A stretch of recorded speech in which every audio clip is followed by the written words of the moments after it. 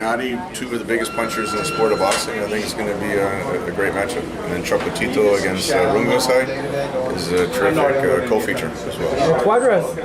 And Cuadras against David Carmona is a great fight as well. So it'll be nice. It's a little bit of something for everyone. By the way, what do you think of Pacquiao-Khan? I think it's a good fight. I think you have the speed of Amir. You know, he puts lightning combinations together against the power punching of Pacquiao. So it's a great matchup of styles.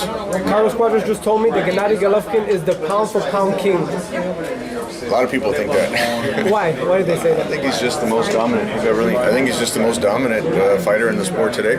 When you have 23 knockouts in a row, fighting the best guys he can get in the ring today, there's just nobody is as dominant as Gennady is.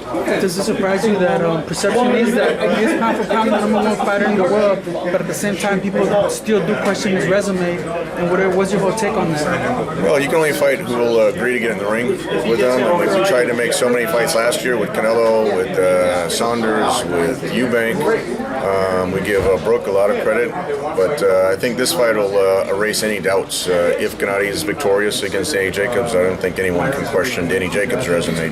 Jacobs blowing out Peter Cohen in one round was extremely impressive. Not looking past this fight, but the winner of Canelo versus Chavez Jr., which fight would be easier to make?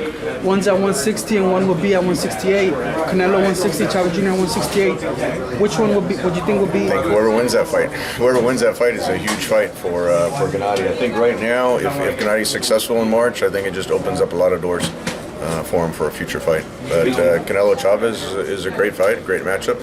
And whoever comes out victorious would be a tremendous opponent for Gennady. Would the scenario change a lot dramatically if Canelo loses this fight?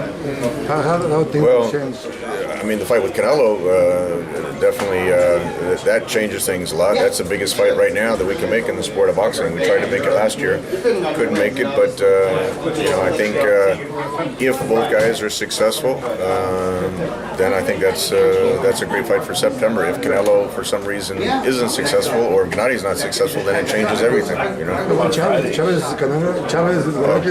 against Triple G at 168 pounds would be a huge fight, tremendous fight. If Chavez can beat Canelo, all of a sudden he's back at the top of the sport of boxing. Because he's the size of Golovkin.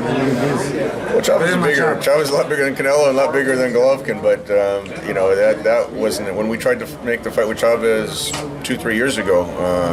It was going to be at 168 pounds. So that would be a great fight.